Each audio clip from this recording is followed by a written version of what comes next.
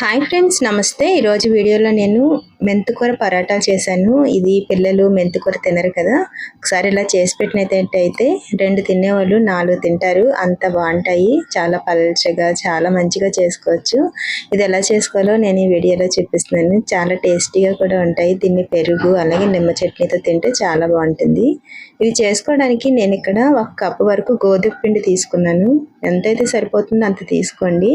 నేను ఇక్కడ 4 చేస్తున్నాను. అలాగే ధనియాలు జీలకర్ర పౌడర్ని 1 హాఫ్ టీ స్పూన్ వేసుకోండి. అలాగే 1 హాఫ్ టీ స్పూన్ వరకు సాల్ట్ వేసుకోండి. 1 పావు టీ స్పూన్ వరకు పసుపు వేసుకోండి. అలాగే 1 హాఫ్ టీ స్పూన్ వరకు కారం వేసుకున్నాను. హాఫ్ టీ స్పూన్ వరకు అల్లం వెల్లుల్లి పేస్ట్ వేసుకోండి. అలాగే పచ్చిమిర్చి కాకుండా నేను ఇక్కడ చిల్లీ ఫ్లేక్స్ వేసుకున్నాను. మీరు పచ్చిమిర్చి వేసుకుంటే సన్నగా కట్ చేసుకుని వేసుకోండి.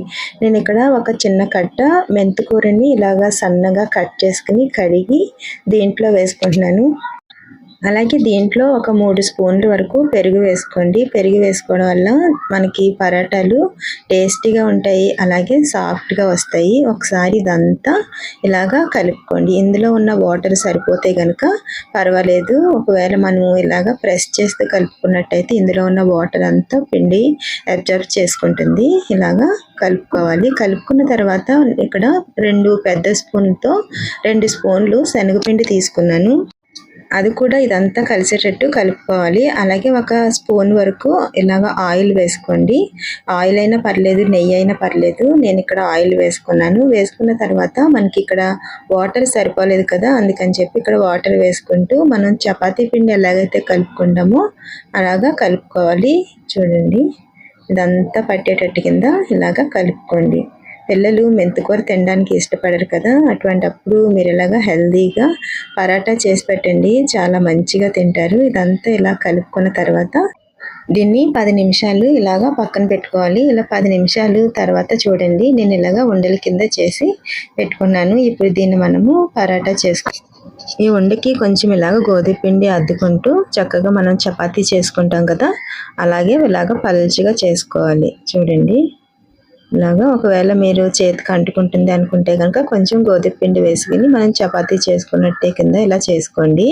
మనకి రౌండ్గా కావాలి అనుకుంటే కనుక ఏదైనా బాక్స్ మూత ఉంటుంది కదా, దాంతో చక్కగా ఇలాగా మూత పెట్టి ఇలా ప్రెస్ చేసినట్టయితే మనకి చక్కగా రౌండ్గా వస్తుంది.